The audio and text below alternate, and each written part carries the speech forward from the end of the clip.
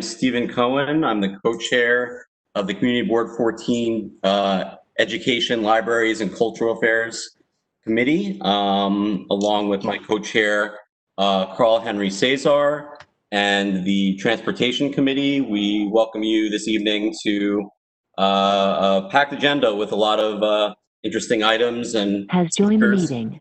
So we're looking forward to getting started and hopefully answering a lot of questions. I think because there's 4 items on the agenda, we'll get started without much further ado. The first item is an update on school capital projects for the Community Board 14 district. And for that, we have Ms. Yvette Knight from the School Construction Authority to update us. Ms. Knight, can you please take it away? Absolutely. So thank you for inviting me. It's a pleasure to be here. As I mentioned, it's my first time with Community Board 14. So it's a pleasure to be here. What I think I'll do is I'll just go down the list of your schools and let you know where we are with any capital project. One thing I'd like for you all to keep in mind is the following. There are 2 things. That most of our capital projects for the SCA is currently on hold, as we like to say, paused. Our paused projects are constantly under review. And Ms. Campbell, you mentioned Steve Lawitz. He works with the SCA leadership team, and they're constantly reviewing for projects. However, when we present projects to be renewed, they have to be renewed through the Mayor's Office of OMB. So anything that is on hold / paused is awaiting the approval from OMB. That's item number 1. Anything that has restarted or remobilized, we are still, it's very recent. And because of all the safety protocols that we've had to put in place, we have there are no completion dates for these projects. And I know some of them have been ongoing for some Has joined the time. meeting. But because of where we are with our situation and the pandemic, we have Has a left lot the of meeting. safety protocols in place, which means that we cannot yet give a completion date, and we probably won't be able to do that until we're about 90% through the project. So I'd like for you to keep those 2 things in mind as I go through the list. So I do have a list of your schools, and I'll just go through the list as they have been presented to me. At Edward Morrow, we had there's a reservoir project that is on pause for a TV studio. At Erasmus, there are no projects. At K240, there is a exterior modification project that's currently on hold, paused. At K199, there are no projects. At K381/197, there is also a exterior modification project that is currently paused and on hold. The athletic field at Midwood has been on pause, so remobilized and restarted. Again, we will have to look at the schedule because that was recently restarted, so we do not have a completion date for that as yet. There's no project at K006. There is a project at 109, K109. It's to replace a water heater, and that has been restarted. At K134, there seemed to have been a lot of different projects that were under consideration, and all of those projects are on hold or paused. K139, the same story. Several projects that had been put on the table, and nothing has been restarted. At K152/315, there is a fire alarm project, and that is currently also paused, on hold. K193, there is a library project that has been restarted recently. K197, the exterior modification there is paused as well. K199, no project. K217, the exterior modification, the ongoing exterior modification project has been restarted. We, at this time, do not have a completion date. K249, there is an AC project that was recently restarted. And I think that completes the list of schools. Yes. Based on the information I got, that completes the list of schools. So let me know if you have any questions.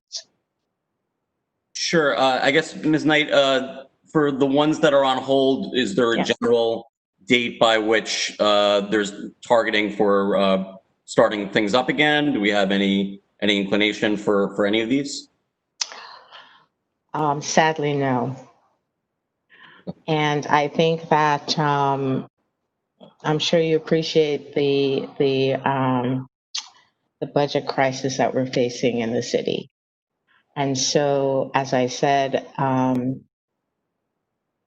we present projects constantly to the mayor's office of OMB, and at this time, the ones that I mentioned are the only ones, along with some projects in some other communities where they have given us permission to restart. But to answer your question, no, I do not have a sense of when other projects will restart.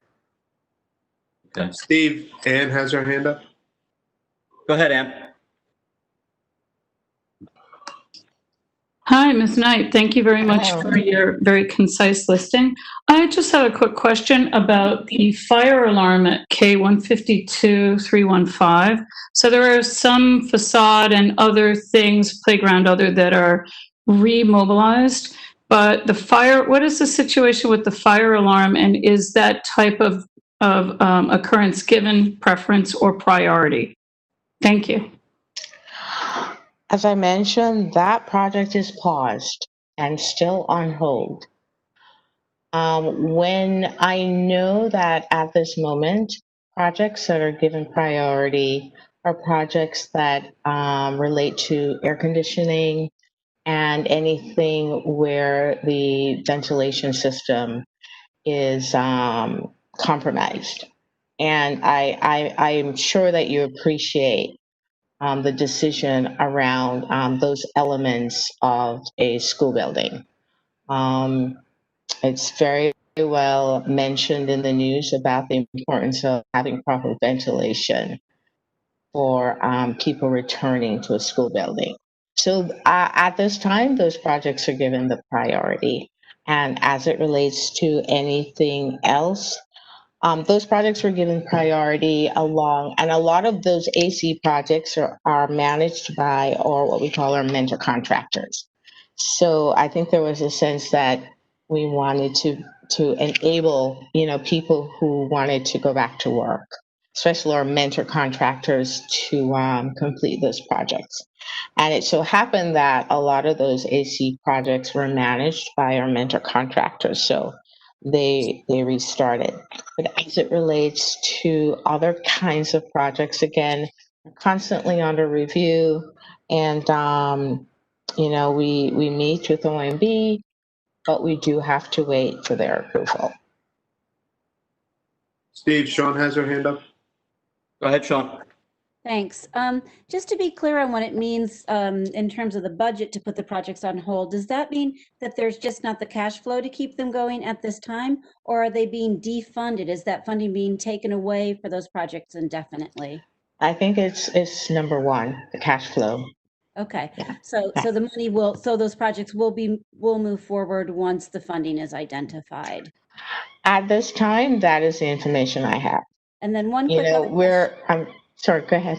No, you finish, please. Yeah, I mean, we are in a situation with the city that they're considering all measures to manage through this situation. Okay. So at this time, it's a cash flow situation, and I don't know what it will mean a month from now. But for now, okay. And then The other thing is with the PS 217 project, could Mhm. you provide, whether it's off the top of your head right now or as a follow-up, what the original completion date was? I know it's being changed because it's being slowed down because of additional precautions, but when was it supposed to have been completed would be helpful. I will have to get back to you on that. I don't have the original completion date with me right now. Thank you. Steve, Florencia, and Sean, can you lower your hand? Go ahead, Florencia. Also, there's some questions in the chat, so whenever board members are done asking questions, it looks like there's some community members who have questions as well. Good evening, Ms. Knight. Just Hello. wanted to know, hi, thank you for your information. Sure. The P109 with Yes. the water heating system, Yes. isn't it necessary for them to have the hot water during the winter? That project is on pause and it's ongoing. So Oh, we it's will be, unpaused. yes, it's on, Okay, it's restarted. Right. I think that's a better way to, yes, right. it has restarted. Yes. Okay, great. Yeah. Okay, thank you. You're welcome.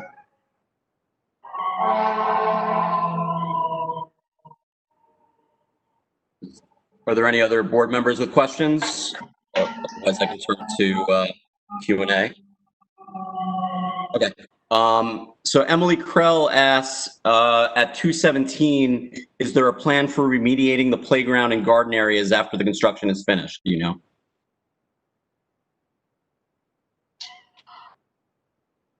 What I will say, if the construction does impact and compromises the playground and the garden area, yes, there's always a plan to remediate if it's damaged by the work. At this time, I am not clear as to what the exact plan is and when the completion date will be. But it's our general rule at the SCA, if we damage a play area for staging or if we use it for delivers or anything like that, yes, the contract calls for it to be remediated at the completion of the project. But other than that, I am not aware of any other separate project that would take place to do that remediation. I will have to check and look into that. Great, thank you. Megan DeMarcus also submitted some questions about 139. I guess to start, you had mentioned there were some 139 projects, and she just wanted to get some clarity as to which projects those are, because she was only aware of a play yard project. There's a playground project that seemed to have been in the planning.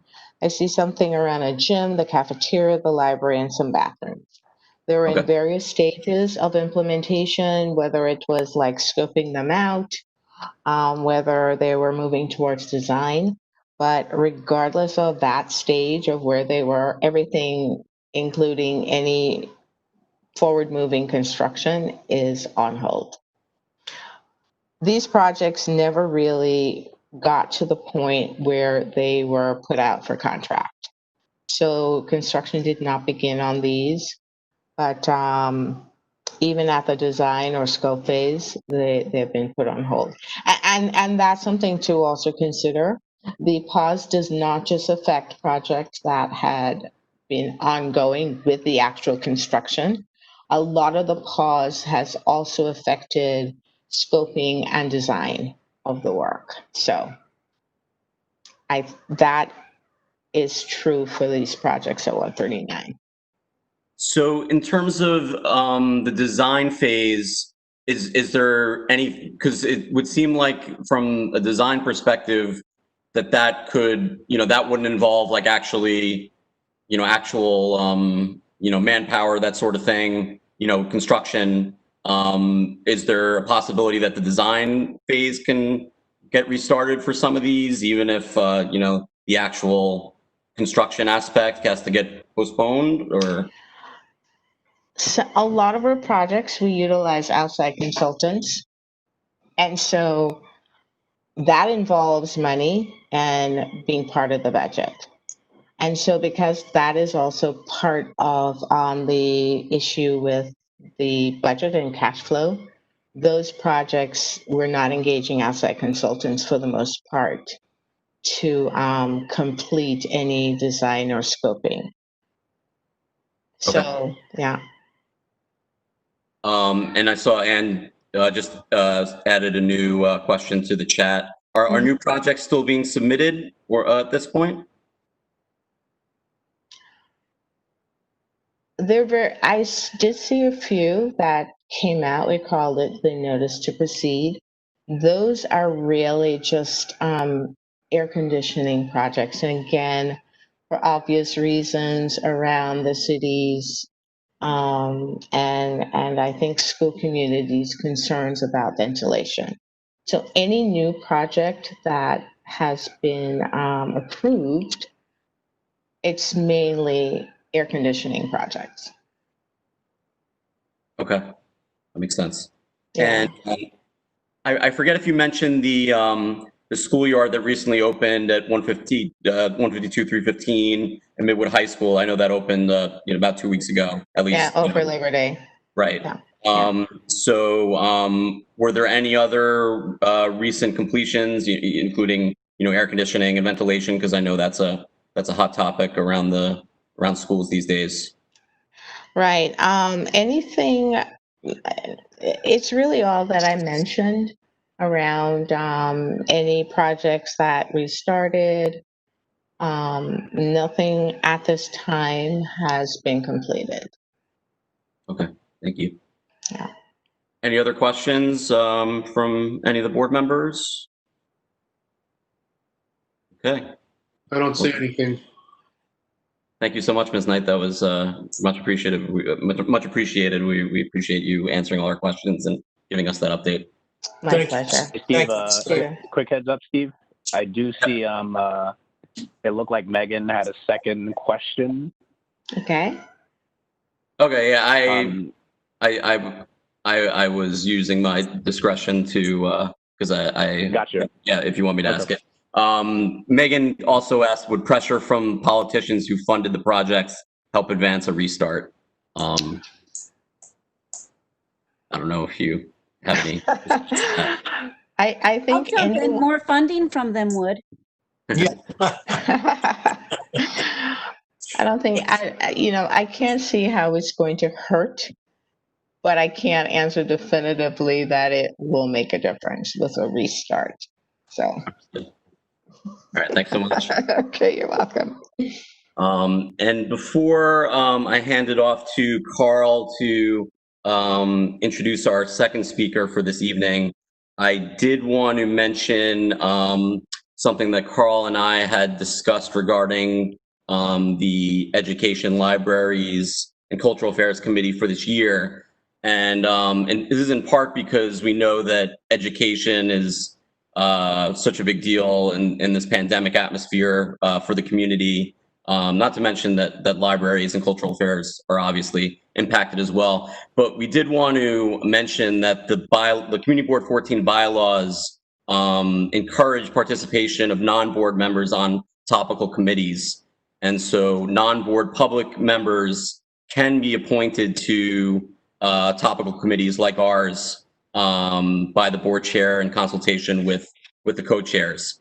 So I did want to mention that for any non-board member on the line who might be interested in joining the committee, we certainly would appreciate it. But I will mention that the bylaws limit the non-board members to at most 3 and perhaps less than that. So there wouldn't be that many spots.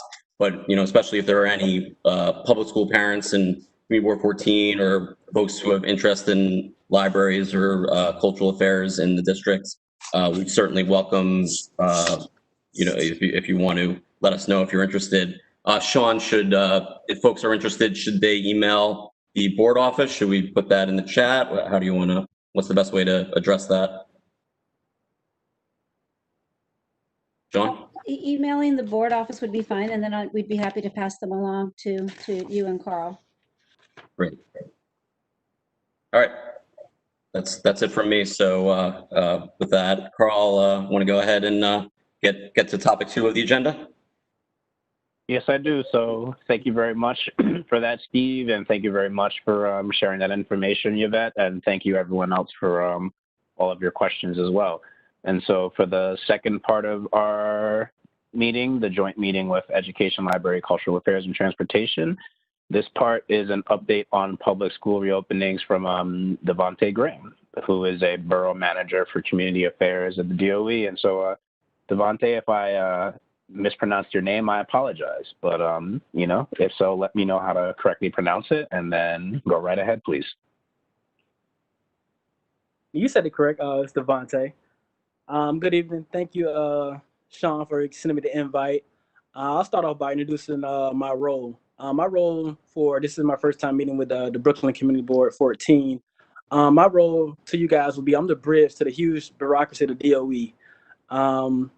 So if you have any questions around like a new school building in your district or something like that, a new school opening in your district, you reach out to me. I may not have the answers, but I connect you with our Office of District Planning. They can help you out. If you have a school that's going through need renovations and things like that, you'll reach out to me and I'll get you in contact with our Office of Facilities and things like that. So I'm not really mastered on any policy, things like that, but I'm just your bridge. I'm the connector between you and the DOE. With school reopening, which I've been focused heavily on, it's been tough. Starting way back in 6 months ago, just getting the simple things, the devices to every student and things like that. That's been a pain for us and things like that. We want to make sure every student is set up for success. But in taking into account like our students in shelter, our students in temporary housing, make sure you have the adequate internet access and things like that. And so that's been tough, and not penalizing those students for not having that and having circumstances they can't control. So we're trying to take that into consideration when we look at our attendance policy and things like that coming up for school reopening. We know school started on Monday. We've been getting mixed reviews. Some students that can't connect to internet and things like that, which we expected. Some students that don't have a device.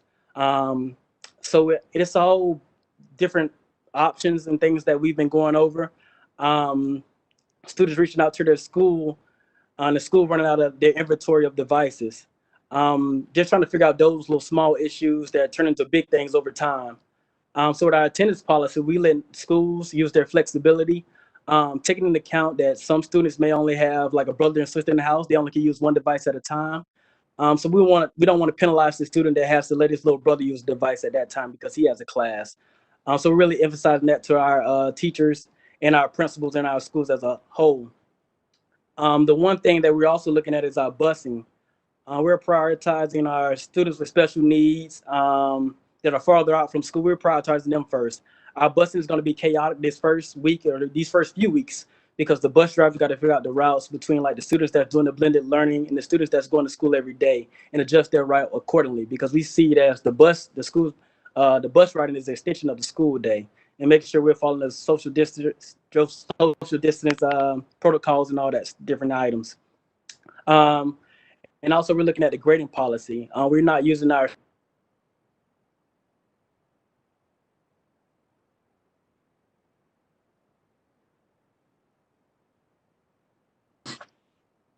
It looks like there's a bit of a lag right now. So I can see you moving, but I don't hear any sound. Is anyone else experiencing the same thing? Yeah, Devontae's signal, the connection must be slow. All right. So Devontae, if you can hear us, heads up, we lost you about maybe 10 seconds ago or so. So I think you may be reconnecting. Let's see.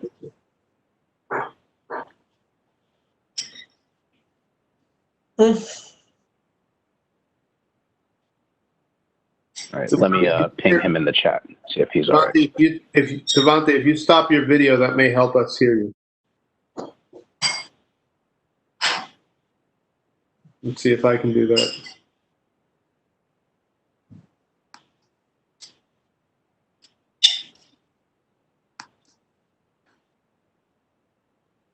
No. Did we lose Devontae outright? No, I see his video now. Yeah, he's still moving. Okay. I don't think he hears us. Okay. We can't hear him. All right, so then let me try pinging him in the chat. And let's And see a if that does traditional anything. So now he's gone. Oh no, there he is. His video's off. guys hear me? Can you guys hear me now? Yeah. Yeah, I heard you guys. I don't think you can hear me. Can you hear me now? Are you guys there? Thumbs up? All right. So what part did you guys had that experience? It's a little lag on my end. What were we We discussing? lost you. We lost you at the grading policy. You were talking about the changes Oh, to the grading grading policy. Okay. So with grading policy, we're not using our traditional platform where we use A through F as a grading meter. We're going towards things like meeting goals, approaching goals, and things like that. We don't feel like we should penalize a student just because of slow internet access and things like that. We just want to give students a chance to succeed in this environment. This is all new to us and new to the teachers as well. So we just want to take that into consideration when we're grading our students and things like that. As far as COVID testing, we have a strict protocol. We're going to have students test. We're going to do a temperature test for every student that walks in their classroom. We're going to do lunch at the student's desk and things like that. So if the student tests positive, we'll shut down the school. We'll shut down part of the school. We'll come into do an extensive cleaning for that school, and the parents will be notified and given the option: how they want to move forward with their student? Do they want to take their child out of that and go to a blended learning cycle? We're giving the parents the options to choose if they have a positive test at the school, whether that's by a teacher or a student or one of their fellow classmates. So I'll pause right there, and I'll just take questions if you guys have questions on that, and we can move forward like that.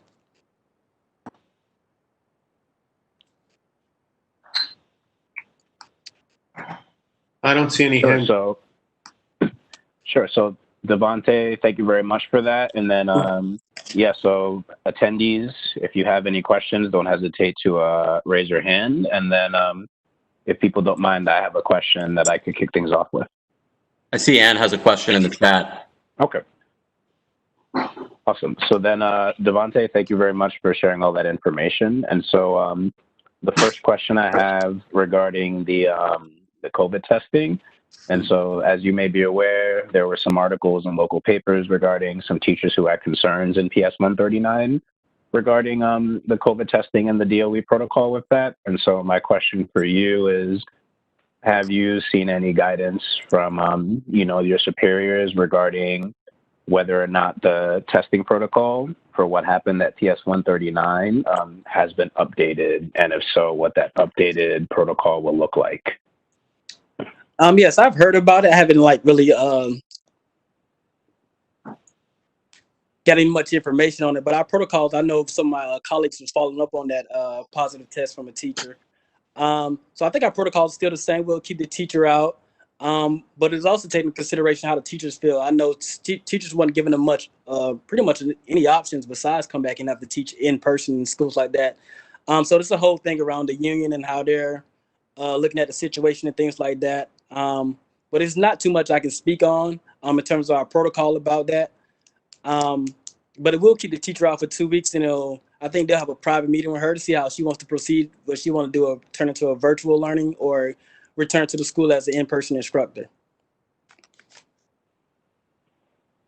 Okay, thank you. And then as a follow-up question for that, is there a link either on the DOE or somewhere else where parents can get information on the latest up-to-date information regarding DOE guidance on COVID testing for their kids and teachers, because stuff is changing so much?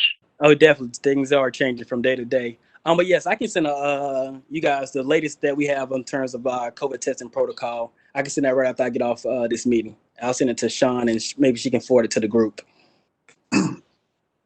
Carl, Steve has his hand up. What's up? So there have been news reports that there are areas in the city and in Brooklyn where we're at like a 3% infection rate, and I believe I've heard that if the citywide rate were to hit 3%, schools would close. Is that right? And are there plans for how it works in terms of a certain threshold in certain areas that schools in those specific areas that have higher infection rates would close temporarily? Can you just give an overview of that? Yeah. I'm not sure if there's a threshold that you can meet to shut the entire school down. I'm not familiar with that policy.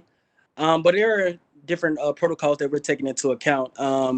If we see like a spike in testing or students that's testing positive that's in person, we'll ask like some students go to a blended learning thing, or we'll cycle the days. Like some students come on Monday, some come on Wednesday, and some come on Friday, and things like that. We'll try to like stack the schedules for the students, but I'm not sure if there's any percentage or threshold that it needs to hit to shut the entire school down. I'm not familiar with that, but I can look back into our protocols and I'll forward all that information to you guys, but I'm not familiar with a 3% threshold. This is Joel Siegel. I'm sorry, I don't see a button for raising my hand, but as a parent of a high school student, we get bombarded with emails like literally every day. And if you're middle school or high school, you have some way of monitoring your kid, and a pupil path is one of the ways, and you get millions of emails that way. But including, I believe it's today or yesterday, there was a letter from the chancellor about protocols for testing. But we were told, and again, it's been a series of moving targets, and somewhat understandably, because it's it's an unprecedented situation. But we were told toward the end of the summer that if two people from a school tested positive and they weren't in the same class, that the entire school would get closed down, and for at least 2 weeks. That was the last protocol that we were told. And then someone might not find it difficult to believe. My wife and I, we were of the opinion, it's never going to work for all the schools to get closed down. Yeah, I would think all the schools would get closed down. But I'm not familiar with it. If two students test positive, they're not in the same class, they'll shut down. Two people, could be a teacher and a student, could be two people. I'm not sure about that protocol, but I can double check and I'll also send that information. But I'm not sure about the 2 people, because that seems like a relatively low number, even though not taking this thing for granted or anything like that. But it just 2 people. I mean, I'm not sure if it takes 2 people, but I'll check back and see. And also teachers with some kind of proclivities or weakness to the virus, they're excused from having to do in school. Mm-hmm. So, yeah.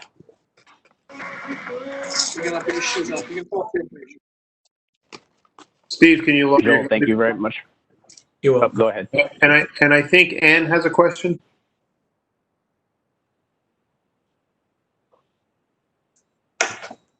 Yeah, I actually buzzed it in through the chat, but I was curious. You mentioned that the students are having lunch at their desks. So I'm guessing that means that the teachers are the ones who are moving. Is that, thank you. Yeah, in terms, what do you mean by moving? As in, describe moving. You said the teachers are the one that's moving.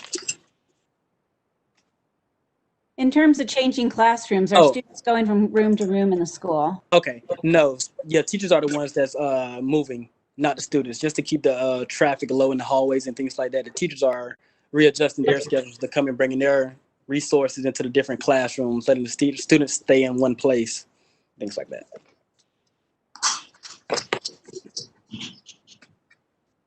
And so, Devontae, follow-up question, would that be, so that's the same across all the grade bands? So whether it's elementary, middle, or high school, it is the teacher who is doing the movement, and then the students are staying in their respective class?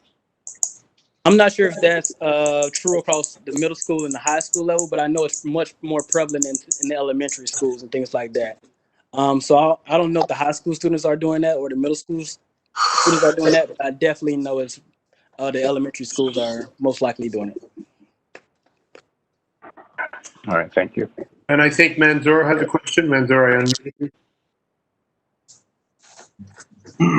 I'm trying to unmute.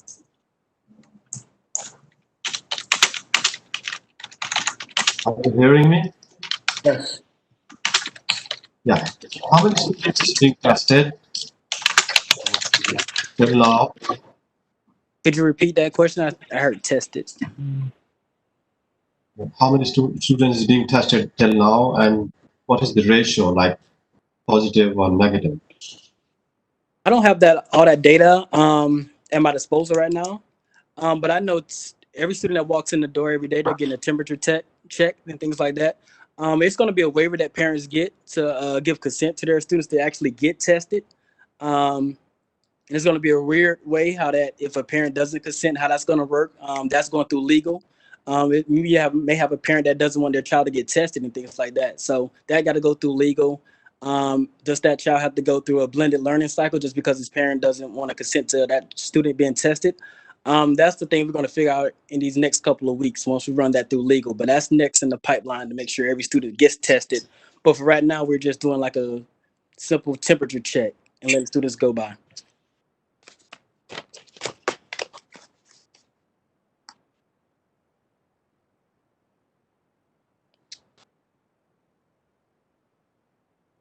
So then follow-up question based on that, and you know, you may or may not have the answer for that. Is there any reason why legal would be figuring this out now after, you know, the first 2 days of in-person learning has begun, as opposed to, you know, maybe 2 or 3 or a couple of weeks before the hybrid learning and the in-person learning started?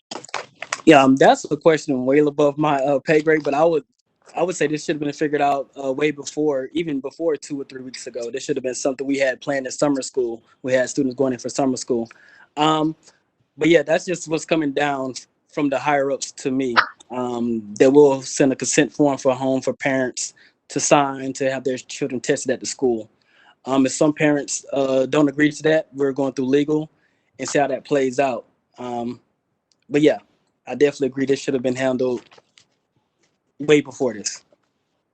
Gotcha. And then do you know, and that waiver form that you're talking about, when it is sent out, do you know if it will just be sent out in English, and is it going to be physically mailed, or would it be sent, you know, according to, you know, whatever language I guess the DOE has on file for that family, right? Like the DOE Yes. has those 9 languages, and so is Yes. it, if some record shows the family is, you know, Bengali or, you know, Urdu or French, it would go out, or is it all just going to be in English?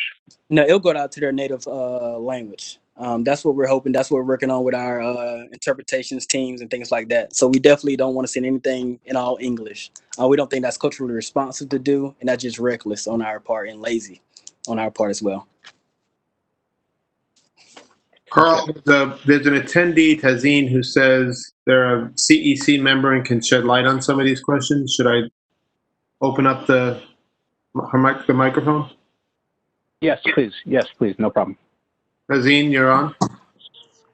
Hi, everyone. Thank you. This is Tazeen Azad. I am a CEC District 22 member.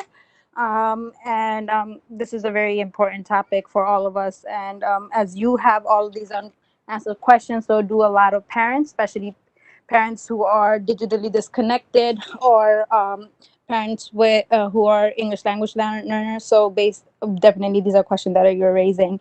As far as the sort of protocols that will be taken by the students or any sort of individual walking into the building, there will be a random temperature check. This is not on not everyone will be able to get it, or there'll be a bunch, there'll be a select few that will be doing that, and it'll be administered by sort of the school security agents. And this is what we hear the latest. Prior to this, we were told that this might be done by school personnel, teachers or staff. Before that, we heard that it was done by would be done by nurses. But it has been changing, and it might very well change come school opening in person. And the testing, how many students will be randomly tested for COVID? It depends on the size of the school.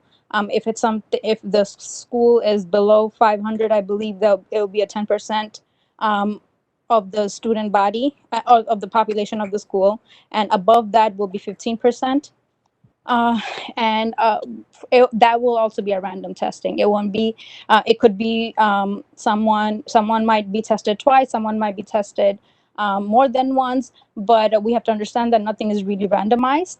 If a child or if a school personnel walks in with some sort of a sniffle, we would imagine that they would be one of the few that might get tested. So even that is something that we have to iron out. We don't really know what that randomized testing might look like. And then we have something called the isolation room. If somebody does present COVID-like symptoms, I want to stress that this is COVID-like symptoms, not that they will be tested positively for it prior to be isolated.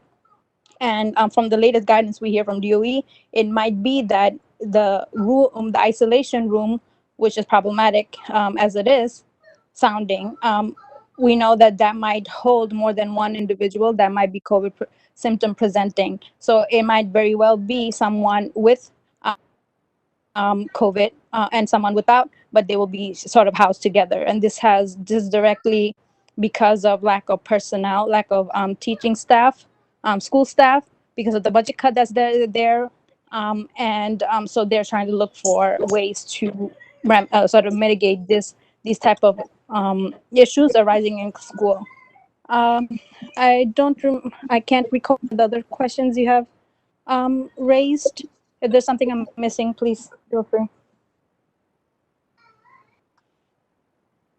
No, Tazin, that was that was very helpful, right? Because you gave us some more insight into what Devontae had mentioned regarding what testing protocol could look like at the schools, and then you also shed some insight into the forthcoming communication. You know, especially for parents who are either you know, who themselves or their children are English language learners. So that was very helpful as well too.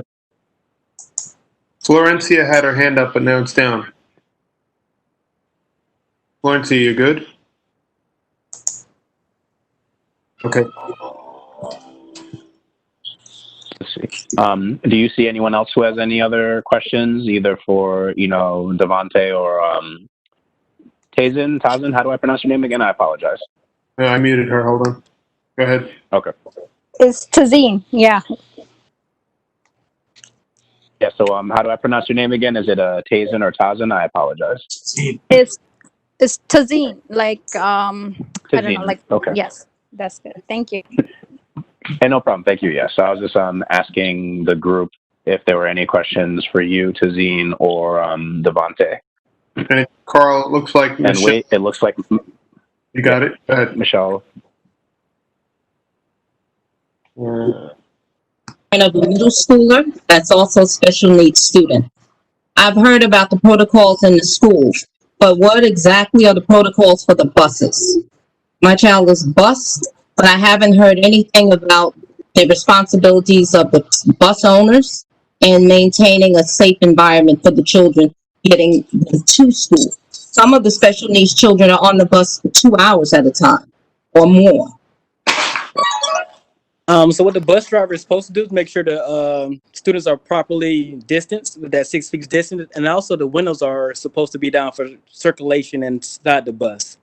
So that's the protocols we have for bus drivers to ensure that, because we feel like riding the school bus is extension of the school day, so the same health and safety and social distance protocols should stay that way.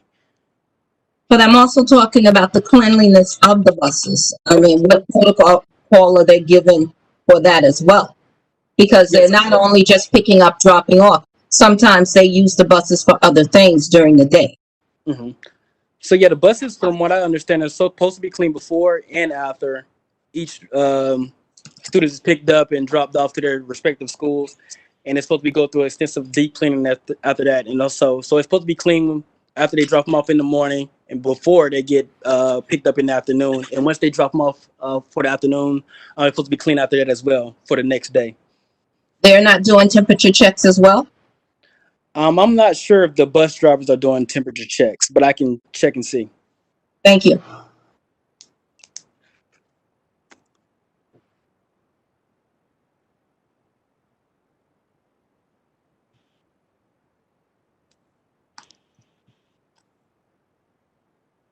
Carl, I don't see anything else. Okay, no problems. Yeah. Okay, so then if there are no other questions for Tazeen or Devontae, then thank you both very much for, oops, wait. Did someone have something? Hi, Carl. I was just going to mention I did see a message that someone from the call-in wanted to speak. Sorry to interrupt. Do we know? Thank you for that. Do we know who yet? It looks like Elizabeth Dennis and Megan DeMarcus. Elizabeth is unmuted. Oh, I was just saying that there's no way for us to talk in the chat, and we don't see a lot of the stuff in the chat, FYI. And that I guess if we want to have a question or to speak, we should just raise our hand or put it in the Q&A. Is that correct? In the Q&A, I'm watching that. Okay, cool. Just wanted to check, but yeah, just to mention that we can't participate in the chat itself, and also that we can't necessarily see everything in the chat. So thank you. And I also see Emily Krell has a question. Yeah. Emily, go ahead. Oh, I'm okay. I didn't mean to raise my hand if I did raise my hand. Sorry about that. No worries. And Megan DeMarcus posted in the Q&A. Megan, is that a call-in? Is that a telephone? Yeah. Yes. Is this Megan now? I think those questions Megan submitted were already asked, unless she added additional ones in the last few minutes.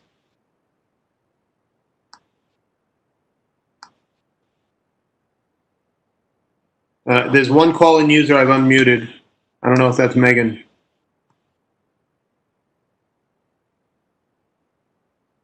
Guess not.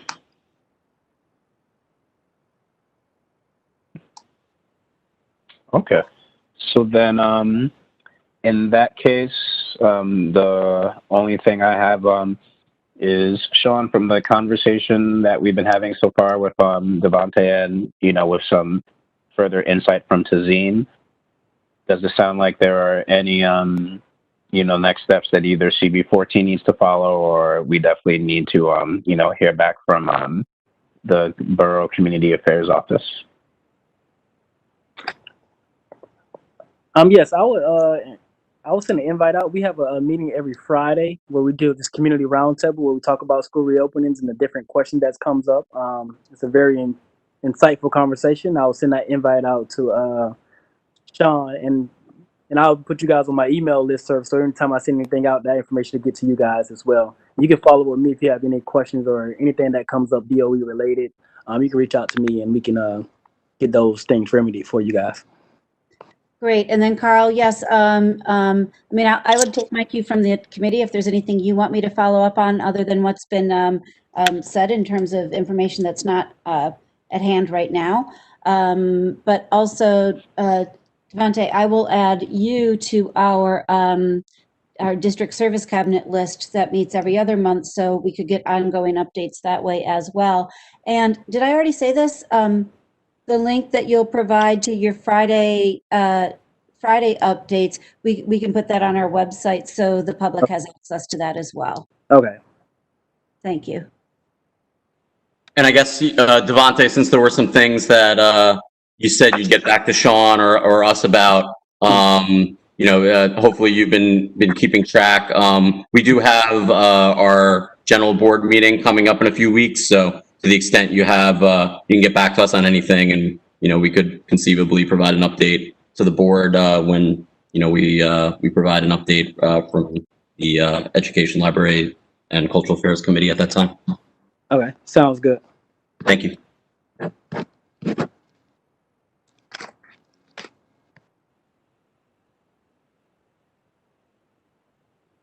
So then would the co-chairs like to move to the next section of the agenda? Are we there? I think our plan was transportation would handle going forward, though I think Devante still might be the person who's dealing with the next issue as well. So Joel, if you want to take over. So we're skipping item 3. No, item 3 is yours. The schools, the outdoor distancing permit? Yeah, that's why this meeting is joint, because it's about schools using street. Oh, okay. So do we have a speaker on this? I think Devante is maybe prepared to help answer that, and I can jump in with schools in our district. What was the question? Because I reached out to our Office of District Planner. They haven't got back with me yet on this topic. But I can listen and take notes, and I'll have our team follow up with you guys. But I'm happy to listen and take notes and things like that. And Joel, we might just kick it back to Steve for a minute, because this was really raised by board members who were curious about the policy and the process regarding street openings for schools to use either for instruction or for play, just to increase their own social distancing capacity. Did I do that okay? Yeah, I mean, I think what had happened at some point in the summer was there was some public statements. So there was a community board in Manhattan that actually, I think, adopted a resolution encouraging the schools in their community board district to open up their streets. So that's how this kind of came on our agenda. What happened in the interim was, I think, basically the mayor invited schools to basically, go through their own process to apply for this, if they wanted to use the streets surrounding them. And apparently there have been a lot of applications. I saw there was a news item last week. I don't know about it in our district, but citywide, there were a lot. I don't know if there were that many that have been approved. I think the number was something like 20%, although some of them might still be working through. Yeah, go ahead, Sean. Yeah, so the process is that the schools are applying through the mayor's office and DOT, and then that's being shared with the street activity permit office. And there's no approval process for community boards, only for the precinct. And I have asked that the Department of Education at least give us notification, because we have other applications for street usage. And so even if we're not being asked to weigh in on the school street closings, we might want to make sure that we are aware of the effects on traffic patterns or other applications we may have. So I haven't heard back from DOE or the mayor's office on whether or not they can include us in some part of the process. But I do know in this district, there are only 2 schools that even applied, and one of them withdrew its application. Oh, and I can't remember, PS 134 on 18th Avenue. And they wanted to close the back street of the school, which is Webster, between either Ocean Parkway and Seton, between Ocean Parkway and Seton. They withdrew that because of some other conflicts that they would have to deal with. And then the school that I believe did get approved for a street closure is Yeshiva of Flatbush on East, and I think they're closing East 16 between J and I, if I remember correctly. So that's what I know. And because we're not in the process in terms of getting it directly from the schools or the mayor's office, I spoke to Sergeant Rios at the 70 precinct. He's the admin officer, so he said he'd give me a heads up if another one does apply. Great. I mean, is there any real role for the board to play here? Like if there are parents who think, like, I could think of certain schools in the area that, there's like dead end streets nearby. So I don't know if this is all based on school principals or administrators deciding whether to apply or not, or, if there's if there's any sort of role for the community here to get the process rolling. Really it was because of the community board in Manhattan taking action. And, I'd heard from a lot of parents over the summer who, wanted to promote outdoor learning and that sort of thing. I guess I know, Devante, you said you were getting more information on this. Do you know anything about outdoor learning and what schools have done around the city or are doing regarding utilizing streets at this point? I'm not familiar, but I know in our meetings, community advocate had advocated for outdoor learning and things like that. Just a new creative way to social distance and also keep the students engaged. But I don't know if that's actually taking place. But I can check in and see. And I'm not familiar with the streets and things like that, but I can definitely check with the Office of District Planning and get more answers and things like that. I do know that in Manhattan, I know Daniel goes to LaGuardia, and they were making some arrangement to do outdoor stuff at Lincoln Center. And I haven't gotten anything that's a done deal yet. And but I know they were doing that, not closing streets, but doing some outdoor stuff, because they have so much performing arts people, you know, who have not been able to do that. But I mean, frankly, how long are you going to do outdoor learning? I mean, the season already changed, you know, all of a sudden it got cool, you know? So I really don't think this is a viable thing in the long run. I see Emily Krell has her hand up. Unmuted. Go ahead, Emily. Okay, thank you. This time I did mean to raise my hand.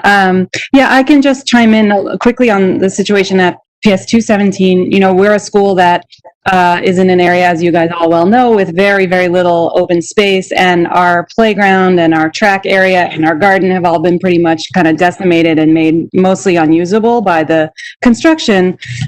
So we actually did go to our principal and kind of, you know, try to suss out whether he was interested in going through this process. And I think from his point of view, like they are scraping together just to have enough teachers to do like, you know, teaching within the school. And I think the idea of having to provide additional staff to manage something like outdoor learning was just like, you know, right, like understandably so going to put him over the edge. So I think for us, we are going to be looking to like other, you know, nonprofit organizations in the area like FDC, or, you know, just to think creatively about, is there any way to partner on extending like play streets, or, you know, finding some outdoor space. Because I do think like even when it gets cooler, kids need to go outside, and kids need space to do that.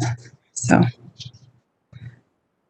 I know at the very least over the summer, that Newkirk was closed off to traffic, at least at certain times. So I don't know if they've continued to do that.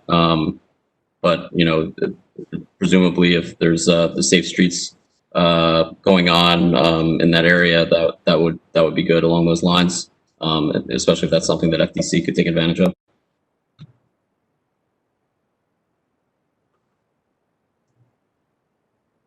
Anyone else? I know Greg Alvarez had asked about this topic before, but I don't know if Greg had any questions.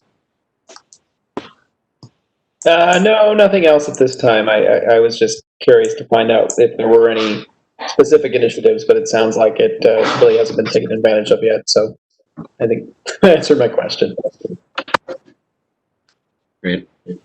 All right. So I guess, you know, Devontae, if you want to add this to your list of items to report back, and you know, I guess it's something for us to monitor, and you know, certainly if there are schools in the area that want to take advantage of it, I think, you know, that's something that would be good given the circumstances. But it sounds like at the moment there aren't that many that have availed themselves.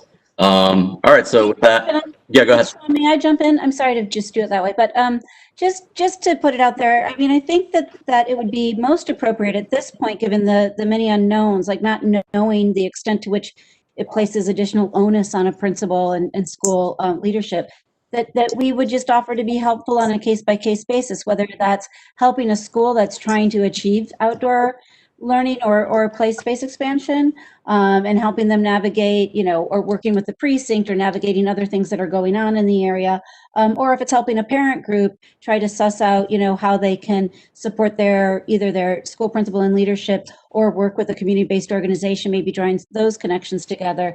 You know, we'll try to be there to build those bridges for them on, you know, upon request. Excellent. And Anya just let me know that there's some questions in the chat, in the YouTube chat. So I'm just looking at that real quick.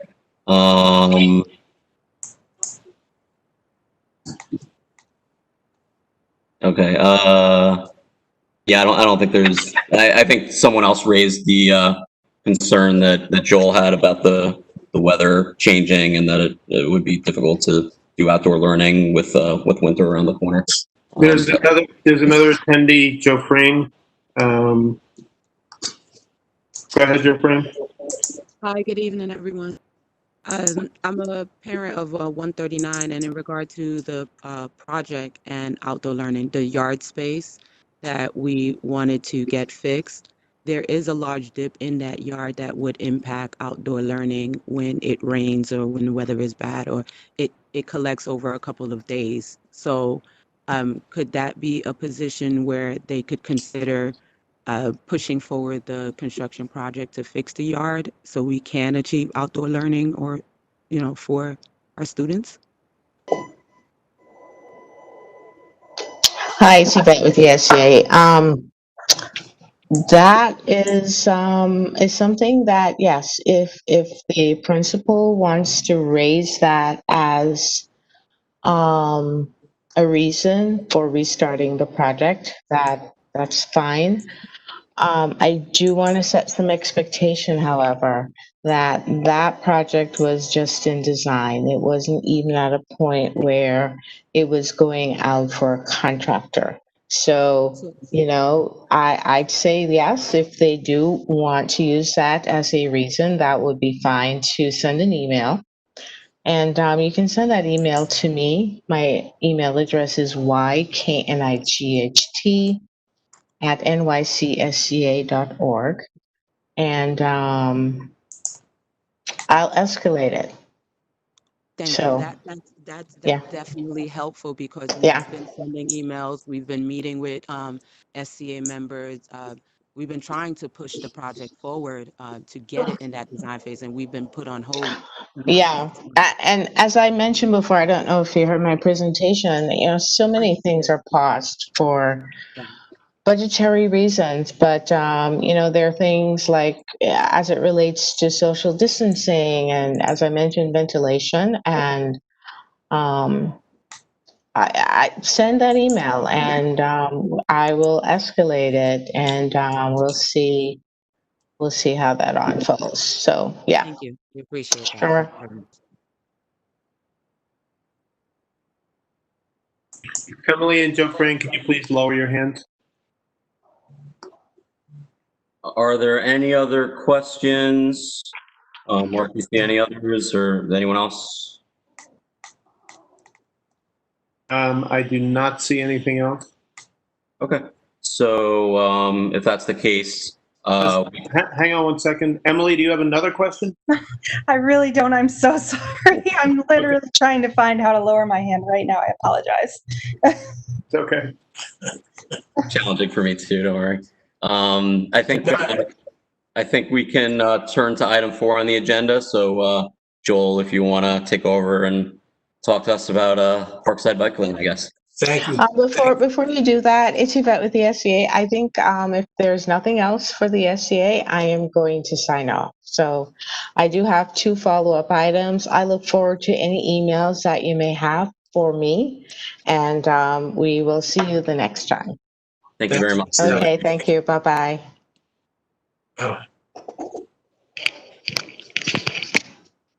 So, Diana, are you with us? Diana Storiano? Me? Hi, how are you doing? Not see me. What's that? I hope you guys hear me and see me. No see. Hopefully. There you are. Okay. I'll take the hearing. It says my connection is poor, but we will just go with the flow, I guess. Yeah, we may not be able to see you, but we can hear you. It's better we can hear. Great. So I'm not sure if everyone knows me, but I would like to introduce myself. My name is Diana Soriano. I'm the community liaison for DOT. I just joined CV14. I want to say about 2 weeks ago, Sean, right? About that time. About then, yeah. About then. So looking forward to working with everyone and hearing everyone's feedback. And just a minor thank you to Anya because I was having some trouble and she helped me to be on. Now I would like to introduce my two colleagues, Preston Johnson and Sean Matthias, who are on the call and will guide you through their presentation. All right, so I'm going to hand it over to Preston Johnson. Can you hear me? Yes. Yes. Okay, do you want to, am I able to share my screen? I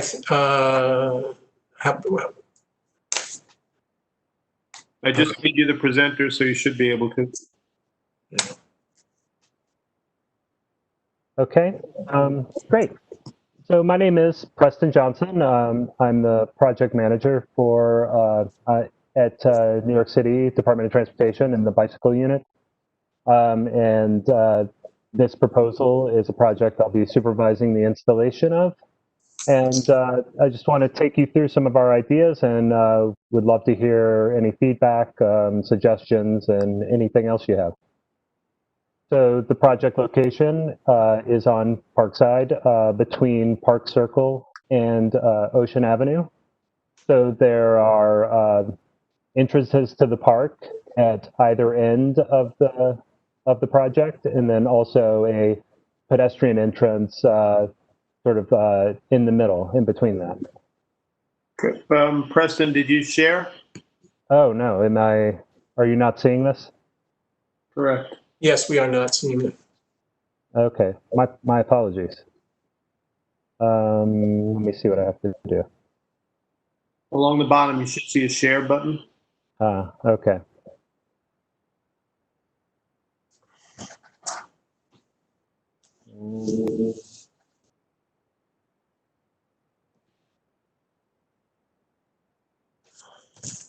Did that go?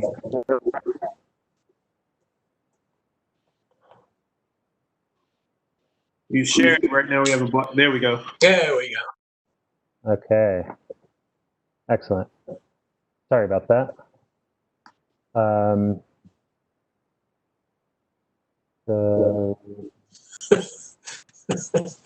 So you've eliminated cars. It's just. Well, not exactly. No. Let me just try to figure out how to do the full screen.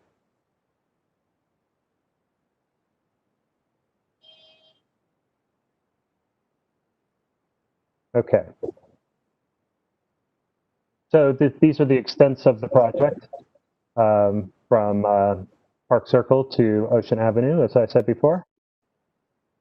And just to give a little explanation of the current conditions, there is typically one moving lane and wide parking lanes in each direction. There's a difference at Park Circle where there are 2 lanes in each direction and no parking. And then at Ocean Avenue, it's different. While there is parking, there's 1 lane in each direction and left turn lanes. So there's really no dedicated space for biking in that condition. So those wide parking lanes are often used for biking, but as I was describing, they end before you are able to kind of traverse the entire length of the corridor. And so there's, as a result, there's kind of moderate bike volumes on the corridor. And looking at the safety of the corridor, for kind of what appears to be a mostly quiet street, it has, it's in the top third of crashes. A lot of those are coming from Ocean Avenue, which of course is a pretty complex intersection, but there are also a lot of crashes around Parade Place. We also see a lot of rear end crashes, and you know, which might indicate like there's kind of like sudden stopping or, you know, just maybe some reckless behavior, people kind of speeding faster than the conditions permit. And we hope that that our project can address some of those issues. So I want to talk about a couple inspirations that the project comes from. One of which is this idea of the utilizing the border of the park as an opportunity to provide enhanced bicycle facilities. The most, I think, well-known example of that is Prospect Park West. I think if people with experience on Prospect Park West see that having a bicycle lane there works differently than the bicycle lane within the park. It serves more of a transportation and community neighborhood purposes for utilitarian cycling rather than the sort of not necessarily, but recreational purposes that are pretty common within the park. And then the fact that the Prospect Park West bike lane is two ways kind of facilitates that type of use. It's pretty inconvenient for me trying to get from the south side of the parade grounds kind of going to Park Slope because there is no, you can't travel that way within the park. You kind of have to take the long way around. Beyond Prospect Park West, there's also Flatbush Avenue where a protected bike lane was installed this year. And then Ocean Avenue, there is a bike lane that's in development. And so this would kind of complement those and create kind of a new transportation network of kind of safe, comfortable cycling streets. So another inspiration for the project was the open streets. We saw the open streets as very successful in some respects, where a lot of people were out there biking and walking and able to socially distance themselves. But at the same time, I think there was the need to kind of balance the mobility that was sacrificed with motor vehicles that weren't able to kind of use Parkside as a cut through. And I think what this project can do is kind of take some of the best of those two ideas, creating safe, comfortable places for people walking and biking, while at the same time maintaining that mobility for people in cars. And so as a result, from some of those inspirations, we have these goals. We want to improve pedestrian safety.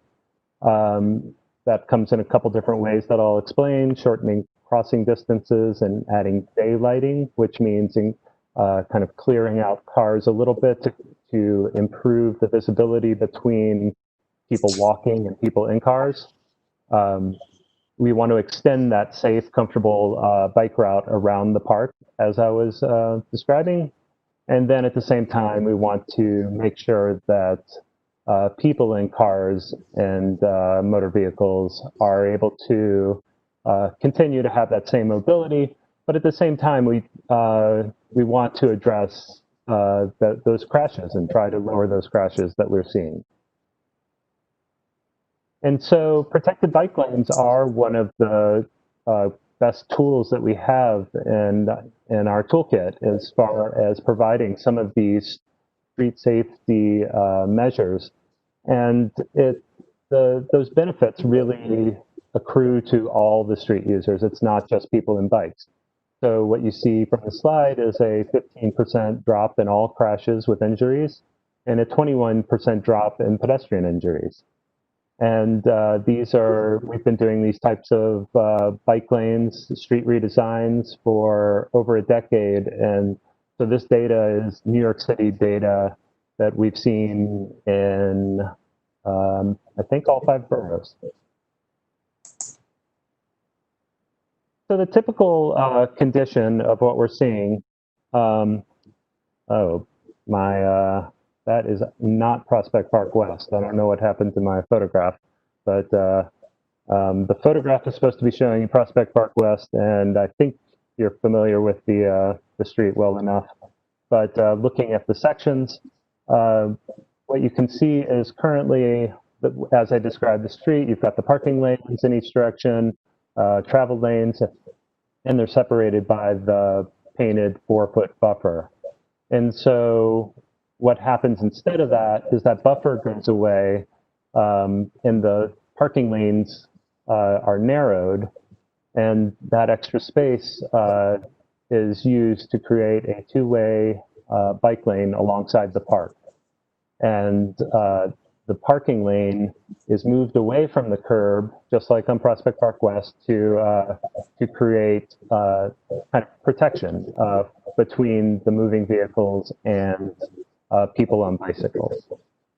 And so you can see that kind of beige area, that's representing a pedestrian island that would be located at the intersections at Parade Place and at St. Paul's. So what that does is kind of provides an opportunity for people crossing Parkside from the park to shorten that crossing distance, which we observe to improve safety for pedestrians. At Park Circle, it is a different condition. So what you see here is this is a progress drawing, but what we have currently are 2 lanes in each direction. That stays, but that concrete island, the narrow concrete island that's there, we would remove that and kind of redesign that, the larger concrete island as well, and then create kind of a barrier protected 2-way bike lane as it approaches Park Circle. To see kind of a different perspective of that. The top drawing is the existing drawing with the 2 travel lanes in each direction and the island. And then below that kind of gives you an idea of maintaining the 2 travel lanes, but taking the extra space and using it to have bikes go. At the other end of the corridor, this is also a draft drawing. Not exactly sure how long we'll have to do computer models to model the traffic to determine exactly how long this turn lane needs to be. That matters because it kind of depends what the amount of parking that will be converted in the project. Right now, it's being shown as very long, so consequently, we're proposing that this might take in this drawing. I think what you're seeing is maybe 15 spaces, but we will do the computer modeling to see if that's necessary or if that can be shortened. But what you can see is all of the traffic capacity of the intersection is retained, but the bike lane is added and it feeds into the park. And when the new bike lane on Ocean Avenue is eventually built, it'll also feed into that as well. And also to give you kind of a sectional oh boy, I'm sorry, my after section is incorrect. Had some last minute changes and things went crazy, I guess. And so, but as you can see in the photograph, it will be sort of similar to that, where you have the bike lane running alongside the moving lane with a buffer in between. And so for the parking impact of the project over by Park Circle, there's very little impact of the project on parking at the intersections at St. Paul's and Parade. Those pedestrian islands that I was describing and the daylighting to create more visibility for pedestrians, that takes away a little bit of parking. And then down by Ocean, that's the largest hit, which, as I was saying, we're still trying to determine what that final total will be. So just to kind of wrap it up, want to just say that this is a project that we're hoping to kind of build on the open streets idea and also the progress that's been made on Prospect Park West and Flatbush Avenue. And yeah, I would love to hear what you have to say. I just have one question, and that is, you have the budget to do this now? I mean, because we just heard from a lot of education people who are saying all sorts of things are on hold. You have the budget to go forward? Well, you want to field that? Yes, we do have funding in the budget for this. This is Sean Macias, Hello, Deputy Director of the Bike Unit. Yeah, so we've been funded through the next fiscal year. After then, I think there'll be a reassessment, but there is current funding for this project. Okay. So when do you anticipate this happening? So we'd like to work on it over the winter, the design that is, and then we'd be looking to implement this sometime in early summer. Okay. Does anybody have any questions? Yeah, Joel, Nina's first. Okay, go ahead. Hi, so I have a question. I'm one of these people who bike commutes from the south end, like actually not so far from where the CB 14 office actually is. I pick up, Argyle going to the park, and currently I either have to go through and then kind of negotiate my bike down the curb or bicycle sort of backward around to the circle. There's kind of once you get in there, there's not a really good way to get through the parade grounds going, what would it be, north south. So and the area by the police station, that area, a nightmare. It's not only very packed and very congested because you have bike riders and joggers and everything, but also because the surface there, it floods, and it's just, and there's big potholes, and it's not a great situation. So my question is, either can there be a cutout made so that when you come through from, say, Argyle or Rugby, that you can go straight through and then get off the curb without having to kind of stop, those of us who aren't comfortable just jumping the curb, so that so that it's the bike can just go slide right through into the bike lane, or do a direction change on, now I don't remember the name of the street, because currently you would be going the wrong way on a one-way street trying to get out to get to the Parkside. Do you understand what I'm saying? It's really hard without being able to, say, draw a map, but Nina, are you saying when you come down Argyle, you hit Caton and you're at the parade ground? right, you hit Caton, you're at the ground. Now, I don't recommend that anyone bicycle on Caton because it's a death trap. It's narrow and there are gigantic trucks, ridiculously large trucks on that, as a matter of fact, and it's pretty scary. So, I mean, I cross because Argyle goes actually right into the parade ground.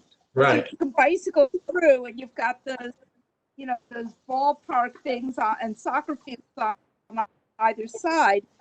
But then you either have to turn and make a left-hand turn and then a right to get to the circle, or you've got one-way streets the other way, or if you go all the way through, then there's a sidewalk, but there's really no way out. I mean, you have to then get between cars and wiggle your bike over the curb and down onto Parkside to cycle. So my question is, can there be a cutout so that people can go straight through with their bicycles and get into, access the bike lane? Well, the bike lane they're talking about is going to be on the park side, so you would have to cross. You have to cross park side. So you're still leaving us stranded on the other side, in other words. Go ahead. Basically, that's what's happening. Is we're still, or we have to go around where the police station is, and that place needs some serious work. Yeah, I think one of my colleagues, Hayes Lord, had a lot of conversations with Community Board 14 about the routing and with also the Parks Department. And I think they also have concerns about biking with inside the parade grounds. And so we can look into those types of changes, but we also have to defer to the Parks Department as far as their wishes. Well, there's no, if you're on Argyle heading toward the park, where are you supposed to go? You have to go into the parade. Well, the timing, I mean, I also agree. Biking on Caton Avenue is not advisable, but the timing, if you get that green light at Argyle, you should be on Caton. Hopefully you can make it to the biking area by the parking lot and before traffic catches up to you. But yeah, I understand your concerns. No, it's not going to happen. You have school buses and other buses blocking Argyle, so you can't even get straight on into the park. And then you have, Nina, it's Sean Campbell. I'm going to break in because I'd be happy to facilitate. You're right. Hayes Lord did have a lot of conversations with us. We covered this when those Argyle and Rugby bike lanes were installed. So Preston, I'd be happy to facilitate a conversation with Parks so we could revisit those issues for sure. That'd be great. Okay, sounds good. Sean, you had your hand raised. Yeah, I have a couple of questions. One is, you might already be aware, but the street lighting on Parkside is really poor. I forget the number of streetlights that there are. We did a count one time. It's a small number. It's like 6. So when it gets dark at night, Parkside is an extra dark street. And a few years ago, NYPD actually made a request with DOT to add lighting because there was a sort of gruesome major crime, violent crime on Parkside. So I'm imagining it, if cyclists are biking at night and they're even closer to the curb and blocked by the cars, I have a safety concern. So I'm wondering if DOT, if you would work with your colleagues to see if this could be, if another lighting survey could be taken for additional lighting to make this a safe as possible bike lane. And then my other question is about the pedestrian island, because poor Diana's only been working with this district for a couple of weeks, but I've been hammering away at the fact that the pedestrian islands that DOT installs have plantings in them, but nobody maintains those plantings. So I've got a very dangerous pet island on Coney and N right now because the weeds are higher than cars. So if you could just ensure that any pet island is manageable from a maintenance point of view, and you're not depending on another agency to do that maintenance, that would be most helpful. And I just want to ensure that FDNY will have input on any pedestrian island to ensure emergency access on a busy street. Right. Just to clarify, currently we're proposing the islands as flush painted islands, kind of the same way that Prospect Park West, the first iteration of that, it was just done painting through paint. Later on, there's the possibility that it could be built up as a concrete island, but that's not part of this project currently. Okay, sigh of relief for me. And then the lighting? Yeah, that's a great idea. We'll definitely look into that. Yeah.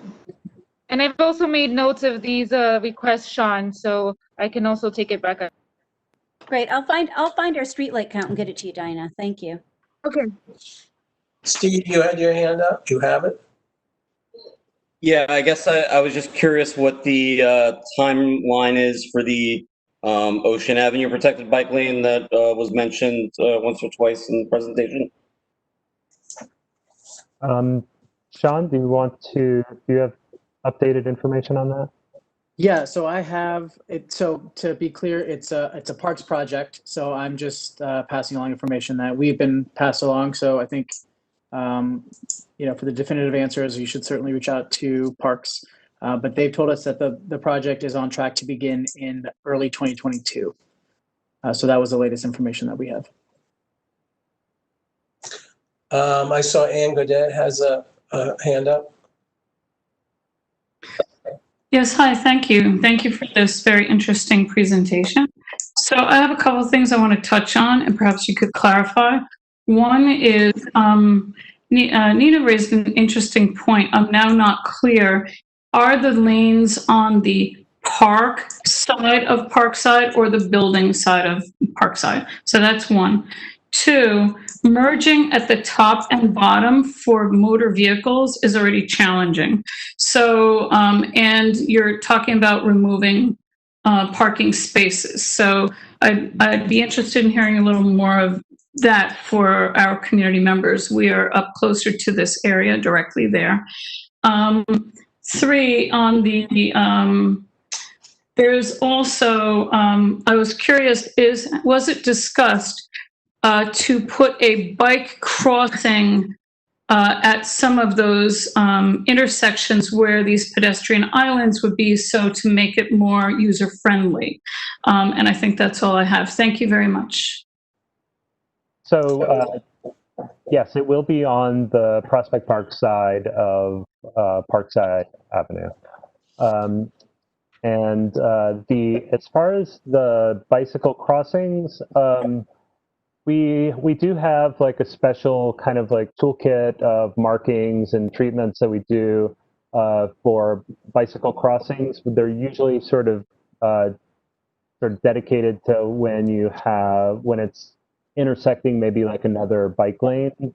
I mean, I'm not sure. There will definitely be the opportunity for bikes to be able to cross at like Parade Place or St. Paul's. If those are the types of locations you're talking about, but there wouldn't necessarily be like a new special infrastructure that would sort of take them out of the bike lane. Does that make sense?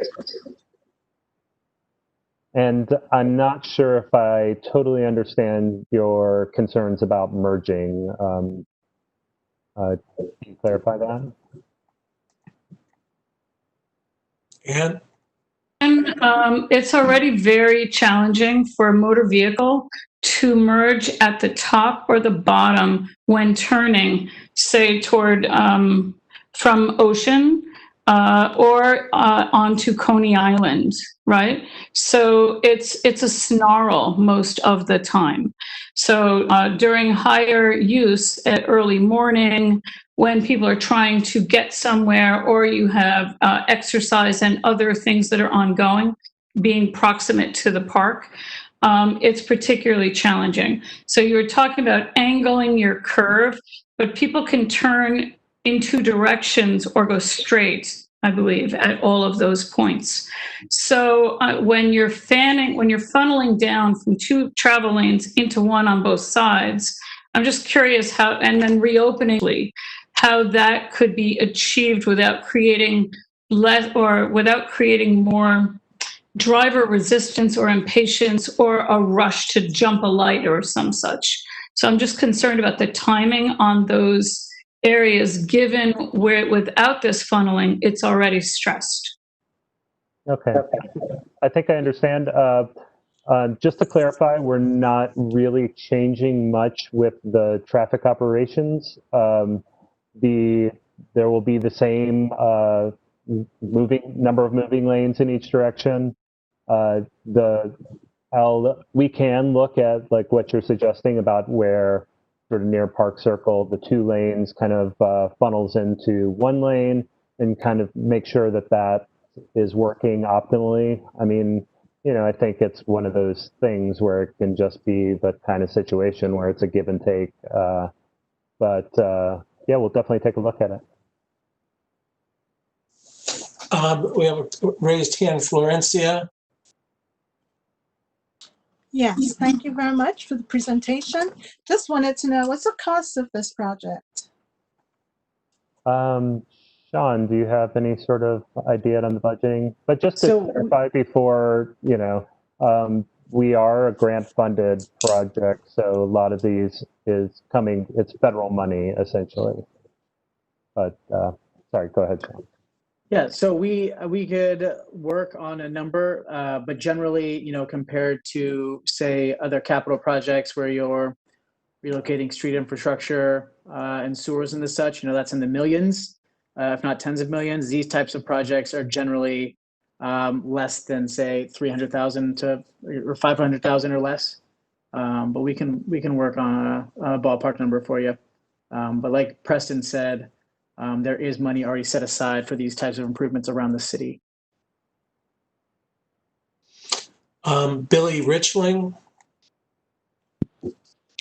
Hi, thanks for this presentation. I just wanted to make a quick comment and then ask one question. The comment is that although I share some of the thoughts and questions echoed by Nina and some other folks, I generally think this is a great idea. I lived for many, many years immediately south of Parkside Ave, and particularly that intersection at Parkside and Ocean. I crossed it every day to get to work and to get to the train, and there were many times where I was scared for my life, to be honest with you. So anything that calms that street down is a big plus for me, especially because I tried and failed to be a cyclist while I was living right at that area, because it just felt so unsafe. So as a general principle, I'm extremely supportive of this. I did have a question. I know, and you may not know the answer, but I was thinking about it because the Parks Department has come up a couple times. I know that there have been, I know that there was a proposal to sort of rethink the south and eastern barriers of the park. I know that there's been a proposal to redesign the southeast entrance of the park. I know that there was also a plan for a Shirley Chisholm statue, and I think the statue has been put on hold, or the artwork, but I'm not sure what the latest on those other projects are, particularly the entrance redesign. And the reason I'm bringing it up is because I'm wondering if those projects, either their construction or whatever the final product is, would impact the bike lane in some way, and if there's a need to think holistically about what's happening on the streetscape right there. We have looked at some draft plans of the way that the bike lane is going to come down from Ocean, and we plan to work with that. I think it might change where bikes kind of enter rather than going into that the entrance as they do now. It might be a little bit earlier, but it's not, I don't think, going to meaningfully change Parkside.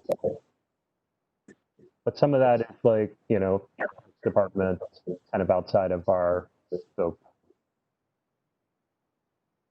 Got it. Thank you. Preston and Sean, somebody asked if we could get this to post on the website. Can we do that on the CB14 website? Yeah, I'll follow up with Diana on that. Okay. We will also post to our website tomorrow and send you the link. So maybe you can link to it from your website. Perfect.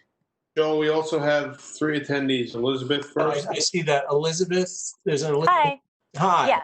I was just going to say I live I think just kind of south of where this is, and I think that this would hugely help make it easier to bike. I currently don't bike a lot right now because there's not a lot of places you can go with protected bike lanes in our neighborhood, and being just a couple, I mean, this is connecting a major problem that it's really hard to get kind of east-west for me and I think this would really help. So I just wanted to say that this, I mean, I agree that there's a lot of questions that need to get hammered really specifically, but I just wanted to say that I'm in favor of having safer streets for cyclists in this area. Thanks.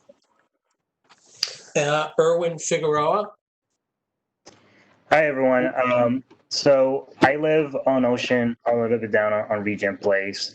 I actually was biking on Parkside a couple of days ago. So I want to echo the last comment and then the comments from Billy and Nina that I support. This is something that is fairly valuable, especially as I bike at night on Parkside, and there are times where it's almost a drag strip. One question that I had is, presentation, most of the protection for cyclists is parking, and then I saw at the circle on the western end of the project, there's going to be a concrete barrier, but I couldn't see if there was going to be any protection immediately on the intersection between Ocean and Parkside. Is there any plans, whether it's a concrete barrier or bollards to protect cyclists immediately after they turn, if they're coming from Ocean, once they turn to Parkside? I think most likely it'll be bollards. Like flexible bollards? Yeah. Okay. But yeah, but I'm supportive as well, and also for the safety component for pedestrians. Thank you. Thank you. Jeffrey Thomas. Hello. I want to say I agree with the folks who spoke just now, saying, you know, this is badly needed. We need a sort of path to get. It's surprisingly hard to find a safe route to bike, you know, westwards from Parkside. You can go through the park, but I do agree that going through Prospect Park west, that bike lane is better for commuting than going through the park itself. And I'm hopeful that Prospect Park Southwest will also, you know, I think once it's complete, it'll have a huge amount of value for connecting up some bike paths. I wanted to confirm one thing I thought I heard earlier. Regarding the flow, the like funneling effect. My understanding is this doesn't change the number of lanes of traffic. This is just narrowing the parking lanes, but where there are 2 lanes, there are still 2 lanes. Where there's 1 lane, there's still 1 lane, and making the bike lane. Is that correct? That is correct. Okay. Yeah. Biking. I regularly bike on Parkside, sort of both directions. Try to follow the park when I can, but if you're trying to get onto the park, you know, making that left turn onto the park at Parkside, that's very hard. Cars get very angry at you. I think it'll be great to have a protected lane here. So, Cal D. Am I unmuted? Hello? Hello. Can you hear me? Can you Yep. hear me? Yes. Hi. I'm just thank you guys for the presentation, DOT. I also want to express my support for the bike lane. I think it's badly needed, and as someone who bikes along Parkside quite often, it can definitely be a little crazy at times and a little tight. So I'm definitely I just wanted to express that I really support this, and I also echo what some of the earlier speakers said or mentioned, where we need, you know, maybe like just consider the lighting at night, you know, and add more street lights. But I'm 100% on board, and thank you for doing this, and I hope that the project continues around the entire perimeter of the park. Thank you. Thank you. Steve Cohen, you have your hand still up. Is that, if you have anything further to ask? Not from me personally, but I did see there were questions in the chat and YouTube, so I guess I'll just mention those. Blake Morris in the YouTube chat asked, why can't eastbound bike traffic be routed through the park? Why can't eastbound traffic? Sean, do you have any particular park insight or? Yeah, so I think in order to create a parking protected cross section, we have to keep a certain footage clear for sanitation. So we have the space to allow bidirectional. I think even just on the call tonight, we've heard that the westbound will be a tremendous help, but even an eastbound connection in the network will be helpful for folks, again, who are looking for a different experience, you know, inside the park. As Preston mentioned, it's a little more recreational, where on the outside, we feel a different kind of more neighborhoody type use. All right, we got to wrap this up pretty quickly. I see Nina, you still have your hand up. Is that a mistake or down? Billy, same for you. You have your hand still up.